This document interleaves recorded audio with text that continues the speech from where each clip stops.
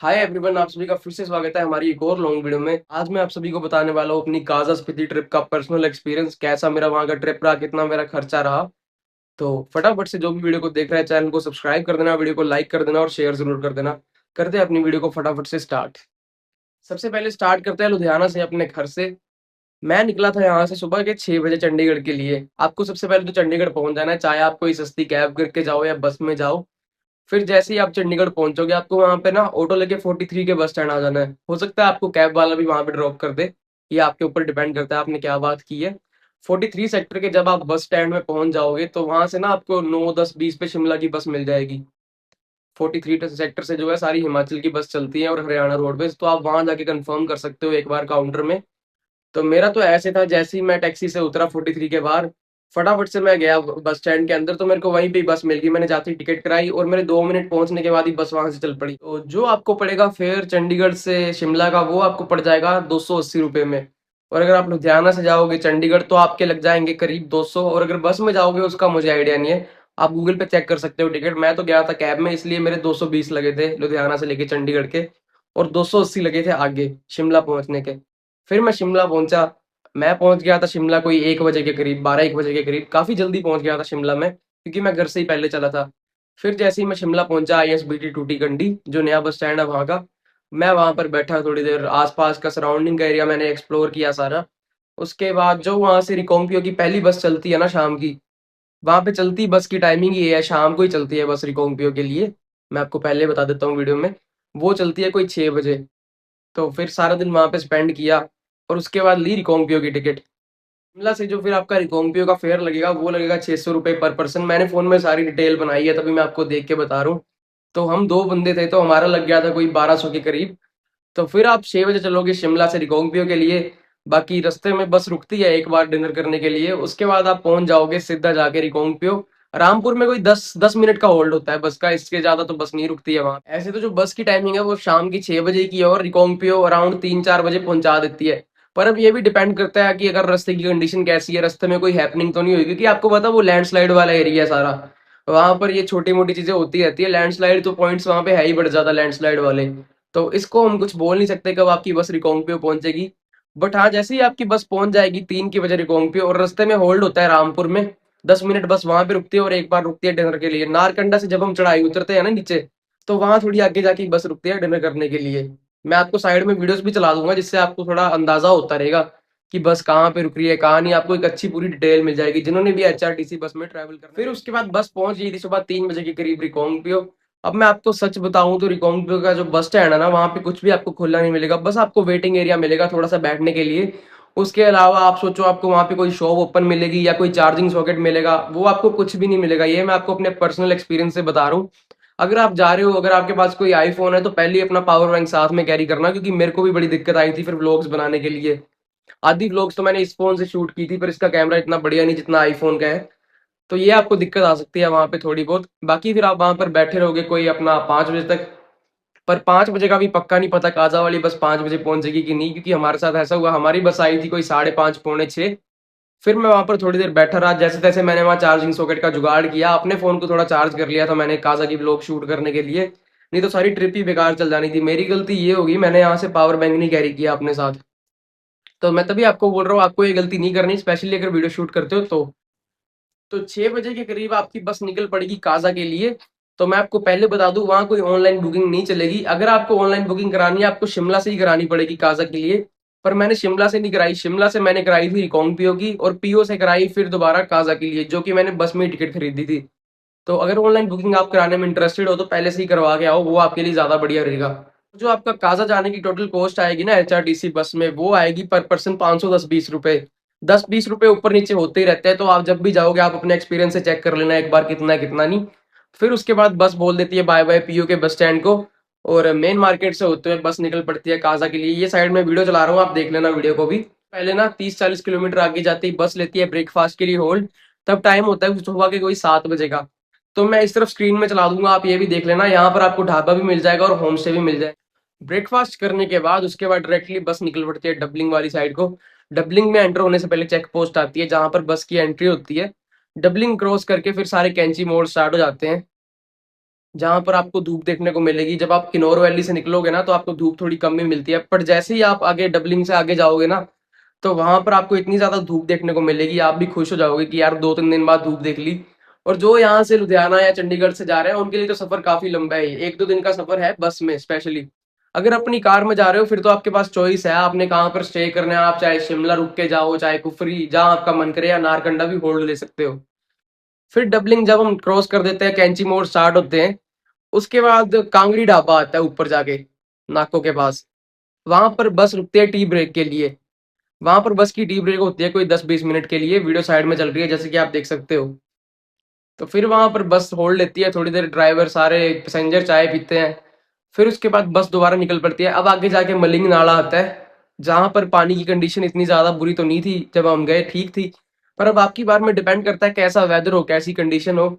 But I hope सभी की बार में अच्छा ही हो यार, सबको ट्रैवलिंग करने का मौका मिले, किसी को कोई दिक्कत ना आए। उसके बाद फिर ना कैंची मोड़ दोबारा आते हैं, पर अब हमारी कंटिन्यूस उतराई होती है। तो उतराई उतरनी होती है लगातार। उतराई उतर के फिर आप एक विलेज में एंटर करोगे। जैसे ही विलेज में एंटर करोगे, उसके बाद जो अगली विलेज आती है वो आती है समदो विलेज। समदो विलेज में आप सीधा पहुंच जाओगे स्पीति वैली। समदो को स्पीति वैली की स्टार्टिंग कहा जाता है। वहां पर आपको वेलकम टू स्पीति वैली का बोर्ड देखने को मिल जाएगा, जैसे कि आप वीडियो में देख रहे हो साइड में।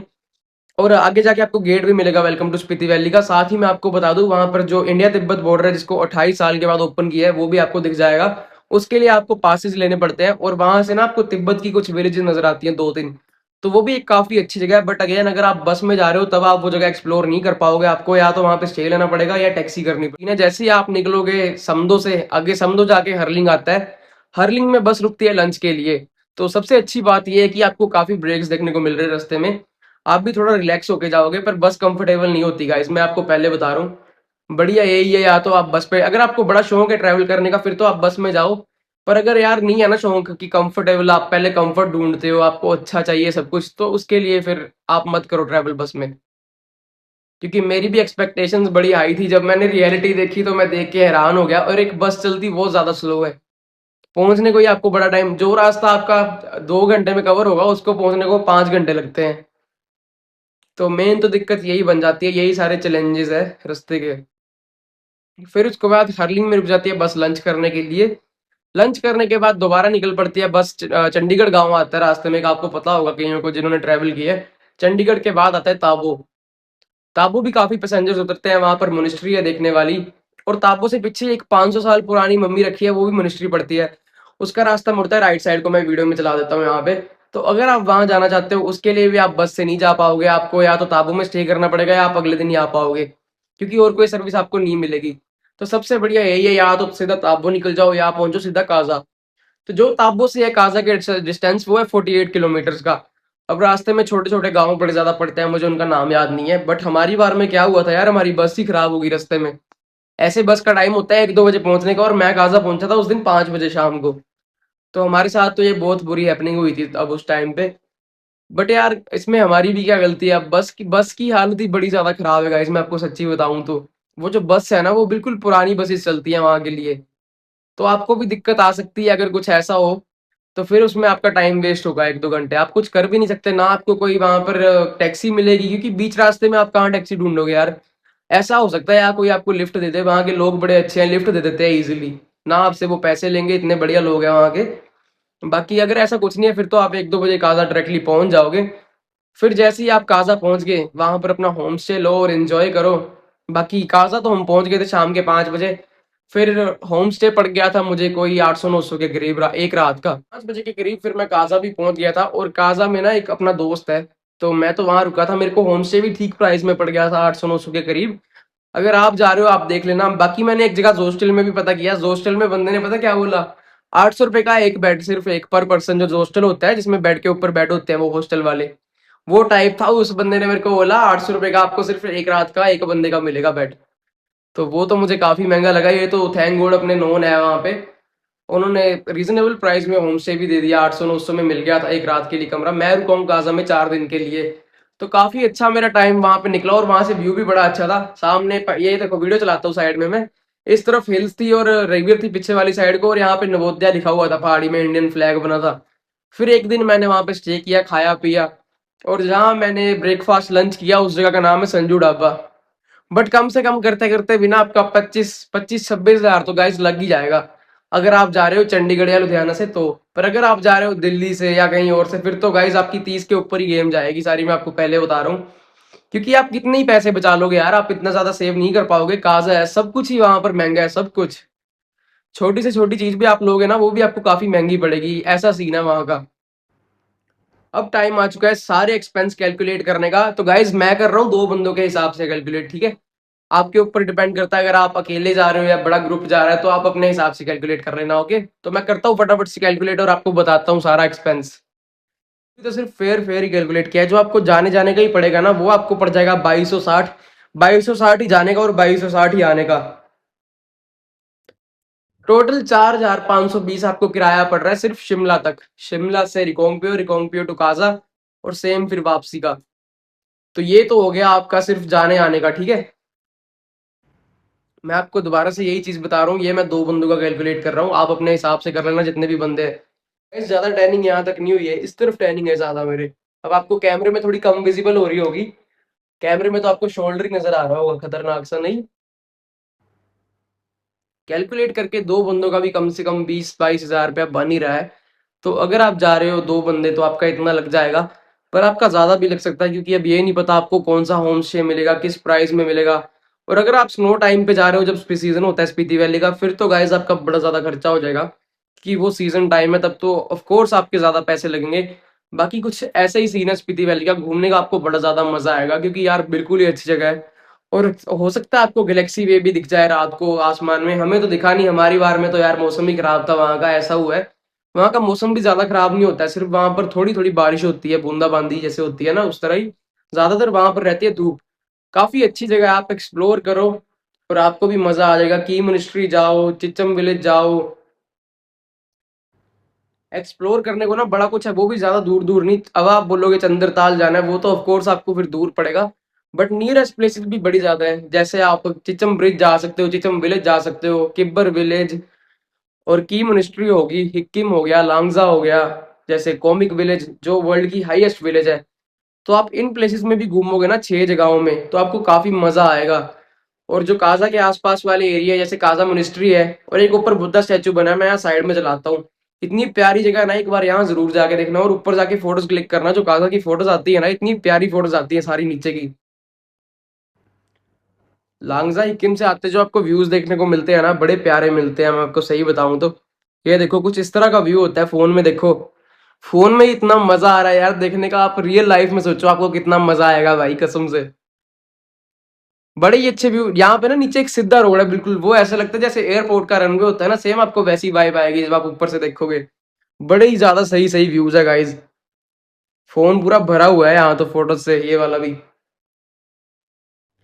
बस आपको हाई एल्टीट्यूड वाली जगहों पे अपना ध्यान रखना है, पानी ज्यादा पीना है, हाइड्रेटेड रहना है, और डायमोक्स जरूर खानी है, एक बार तो जरूर खानी है गाइज। क्योंकि वहां पर छोटे छोटे सिम्टम्स भी इग्नोर नहीं करने, आपको बड़े हॉस्पिटल भी नहीं मिलेंगे वहां पे, इसलिए मैं आपको पहले गाइड कर रहा हूँ कि अपने साथ ही दवाई, ऑक्सीजन सिलेंडर कैरी करके चलना, और एक बार दवाई जरूर खा लेना डायमोक्स। नहीं तो आपको यहाँ पर सिर दर्द होगी। ये गलती मैंने कर दी, मैंने डायमोक्स दवाई नहीं खाई। मैंने खाई बाद में जब मेरे को दर्द हो रही थी, पर तब उसने क्या ही असर करना था, थोड़ी देर के लिए ठीक रह रहा था। फिर जब मैं रात को सोया, अगले दिन जाके मेरी सिर दर्द ठीक हुई, मैंने सोचा डायमोक्स नहीं खाऊंगा मैं, क्योंकि मैं पिछले साल लेह लद्दाख जाके आया, मैं तो यूज टू हो चुका हूँ अब। पर वो मेरी गलत फहमी थी, ऐसा नहीं करना है आपको, आपको डायमोक्स जरूर खा लेनी है एक बार। फिर एक दिन मेरे साथ ऐसा हुआ, थोड़ी थोड़ी यहाँ पर दर्द हुई, उसके बाद मेरे साथ ऐसा कुछ नहीं हुआ। बाकी ना मेरा कोई बस में मन खराब हुआ, ना मेरे को कोई दिक्कत आई। क्योंकि गाइस ट्रैवलिंग करने का जिसको शौक है उसको कुछ होगा ही नहीं भाई, उसको तो मजे आएंगे इतने अच्छे व्यूज देख के। तो गाइज आई होप आपको मेरी इस वीडियो से कुछ एस्टिमेट आया होगा कि अगर आप जाने का प्लान बना रहे हो एचआरटीसी बस में, तो आपका कितना खर्चा हो जाएगा। बस एक अपना होम स्टे का ध्यान रखो, या पहले ही बुक करके चलो जो सस्ता मिलता है, और निकल जाओ जल्दी से काजा घूमने, एंजॉय करो, ऐसी लाइफ में खुश रहो और आगे बढ़ते रहो। मिलता हूँ आपको इस तरह नेक्स्ट वीडियो में, टिल देन बाय। वीडियो को लाइक करना, शेयर जरूर करना, और चैनल को भी सब्सक्राइब कर देना। Good bye guys.